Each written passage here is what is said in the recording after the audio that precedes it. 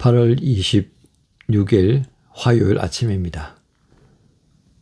에스겔서 37장의 말씀으로 함께 은혜 나누겠습니다.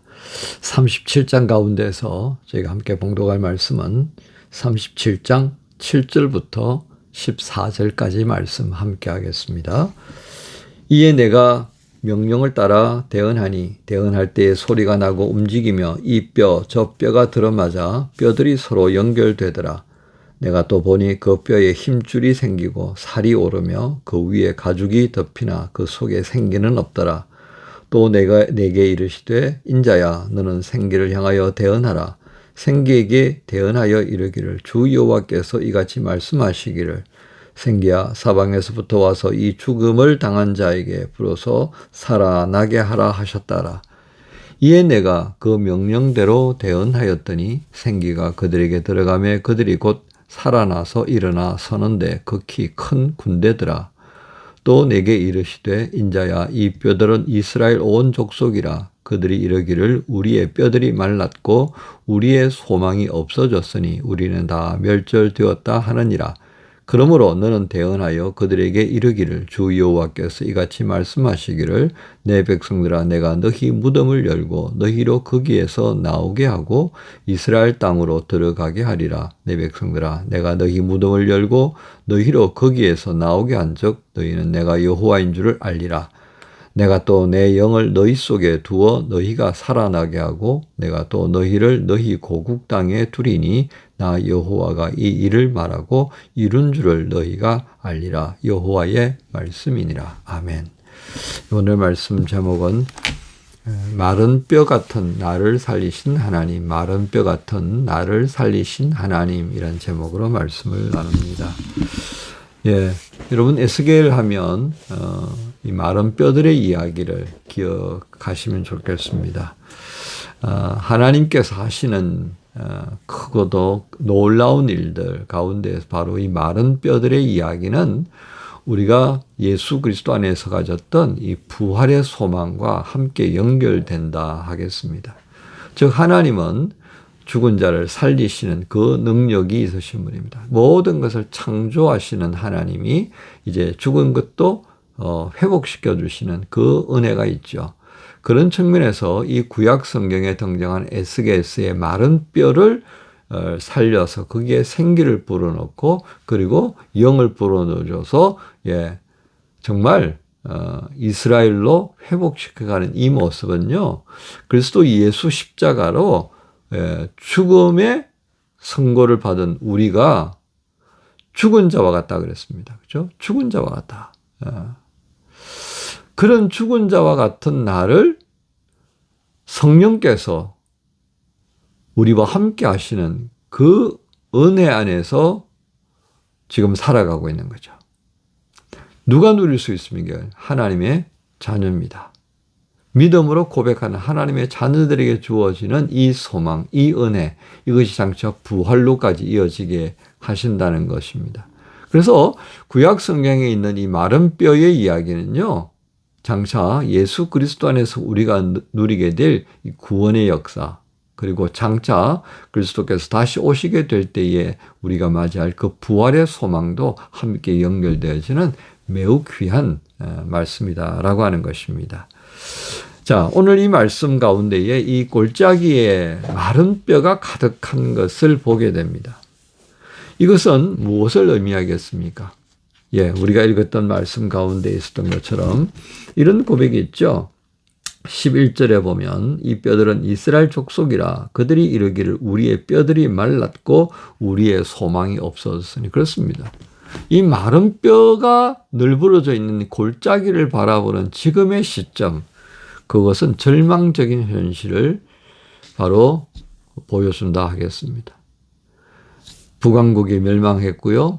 이스라엘이 멸망당한 이 시점에 이제 시드기야가 맡아있던 이 유다는 풍전등화의 위기에 빠져있던 이제 곧 넘어져 버리는 그런 시기에 직면해 있었습니다. 그러니까 그 실상은 뭘 의미하겠습니까?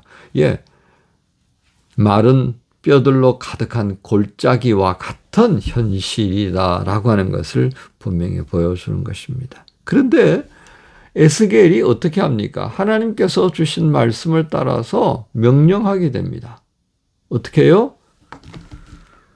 마른 뼈들을 향하여서 5절에 보니까 내가 생기를 너희에게 들어가게 하리니 너희가 살아나리라. 7절에 이에 내가 명령을 따라 대언하니 그랬습니다. 하나님의 말씀을요, 대언하게 될 때에 우리에게 어떤 일이 일어나는가를 단적으로 보여주는 매우 중요한 말씀이다 하겠습니다. 여러분, 우리가 말씀을 읊조린다든지 말씀을 묵상하는 것이 우리 각자의 개인적으로는 어떤 일이 일어나는가를 생각해 보게 만들고요.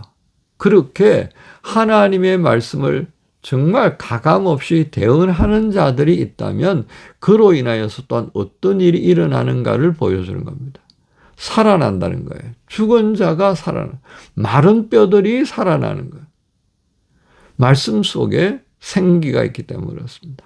하나님께서 주신 이 말씀 안에는요, 생명의 능력이 있다는 것을 우리에게 한 번 더 확인시켜 주시는 거죠. 그래서 말씀을 대언하는 것이 얼마나 소중한가 하는 겁니다. 그런데 이 말씀을 대언하면서 악한 도구로 쓰면 되겠습니까? 사이비와 이단들이요, 바로 그와 같은 일을 하고 있다 말씀이에요. 또 사이비와 이단 수준은 아니지만 교주 같은 그런 모습을 가진 이들이 있다고요. 이단과 사이비를 살짝 비켜가면서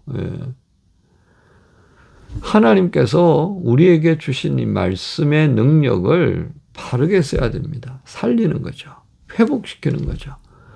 그거 애써도요, 실수할 때가 있다니까요. 그런데 아무 생각 없이 자기의 배만 위해서 떠들어대면 얼마나 흉악한 도구가 되는가를 생각해야겠습니다. 그래서 오늘 에스겔이 대언하는 이 말씀이 어떤 영향력을 가지게 되는지, 어떤 힘을 가지고 있는지를 우리가 한 번 더 보게 되는 거죠. 마른 뼈들의 골짜기에서 변화가 일어납니다. 움직이는 변화를 불러일으키는 것이 대언한 에스겔을 통해 일어나는 겁니다.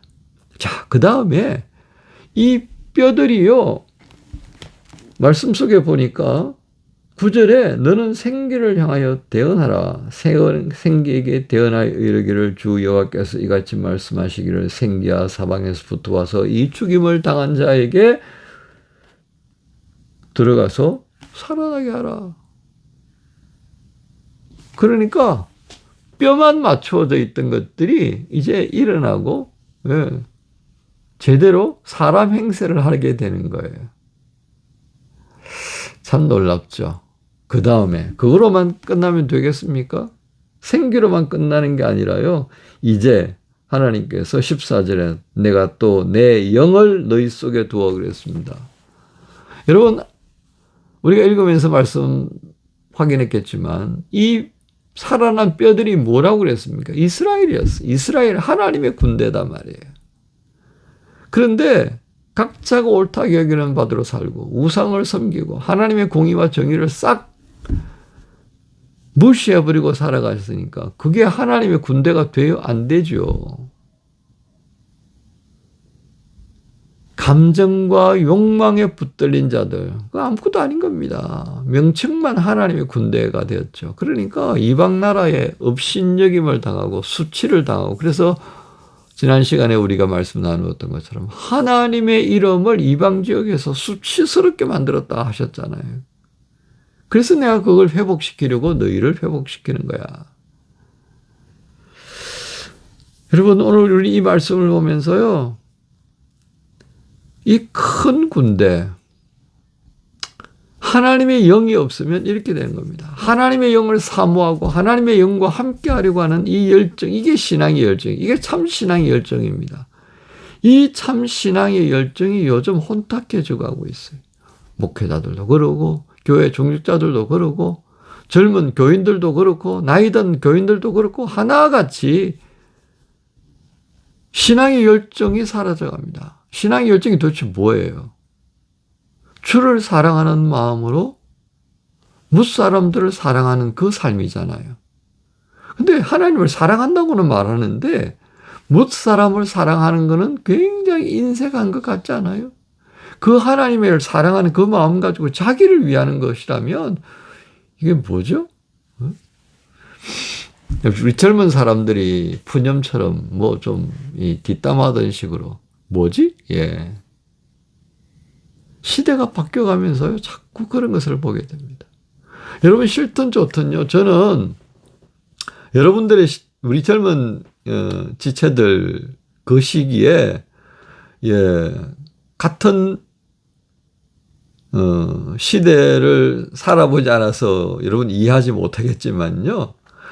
저희 세대가 여러분의 시대에 신앙생활하는 모습을 비교해 보면요. 와, 이거 아닌데 싶을 때가 너무 많은 거예요. 그러니까 여러분들 저를 잘 이해 못하겠죠.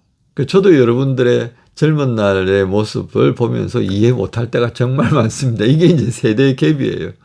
제가 60세시니까 뭐 우리 교회 청년들하고 두 세대가 차이 나버리잖아요. 두 세대. 이 갭을 뭐로 메꾸겠어요? 메꿀 수 있는 건 딱 하나밖에 없습니다. 우리가 그리스도 안에서 한 몸을 이루는 지체다라고 하는 그것밖에는 이거 메꿀 수 있는 방법이 없어요. 그 연약함을, 그 부족함을, 그것을 서로 메꿔 가는 수밖에 없다 그 말이에요. 그 마음으로 우리가 서로를 용납해 줘야 되는 겁니다. 그런 마음으로 보게 되면요. 우리가 하나님의 영에 붙들려 사는 것이 얼마나 더 소중한가를 생각할 수밖에 없습니다.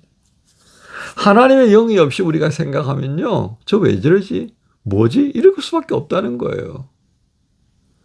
오늘 하나님께서 살려주신 이 이스라엘의 모습을 마른 뼈들의 골짜기를 통해 비유로 설명하셨어요.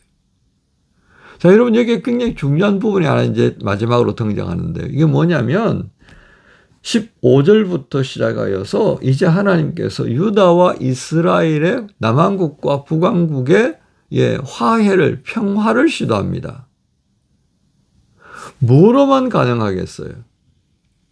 여로보암에게 속한 자, 르호보암에게 속한 자, 북왕국과 남왕국에 속한 이건 답이 없는 거예요. 누구에게 속한 자로 정리가 되어야 됩니까? 하나님께 속한 자. 이게 이스라엘인 거예요. 이렇게 될 때만이 진짜 평화가 이루어지는 거예요. 그래서 마른 뼈들의 이 골짜기 이야기는 어디로 이어져야 하겠습니까? 그렇습니다. 그리스도 예수 안에서 한 몸을 이루는 지체라고 하는 것으로 우리가 인식되어져야 한다는 겁니다. 이 인식은 뭐로 가능하겠어요? 하나님의 영입니다. 오늘 말씀을 마무리합니다. 마른 뼈 같은 나를 살려주신 하나님이십니다. 그 하나님께서 예수 그리스도 안에서 나를 자녀로 삼으셨고요. 예수 그리스도 안에서 교회로 세우셨습니다. 얼마나 큰 감사입니까? 마른 뼈 같은 나를 살리셔서 이와 같이 평화를 이룰 수 있도록 그리스도의 몸이 되게 한 존재. 화요를 시작하면서 나는 어떤 존재인가를 다시 한번 헤아려 보십시다. 분명한 것은 마른 뼈 같은 자였다라고 말씀하시는 하나님이십니다. 화요일을 시작한 여러분 모두에게 오늘도 이 말씀이 마음에 새겨지고 하루를 시작하는 방향과 목적이 될 수 있다면 참 좋겠습니다. 여러분 모두를 주님 예수님의 이름으로 축복합니다. 주님 감사합니다. 오늘도 주께 주신 말씀을 따라 마른 뼈와 같은 나를 살려주신 하나님께 감사를 올려드립니다. 그 감사의 마음이 그리스도의 몸으로 이루신 그 뜻을 또한 이룰 수 있도록 인도하여 주옵소서. 감사합니다. 예수님 이름으로 기도합니다. 아멘. 우린 환난 중에서도 즐거워하네. 인내와 연단 그 안에 주시는 소망 주가 행하실 일 믿음으로 기대해.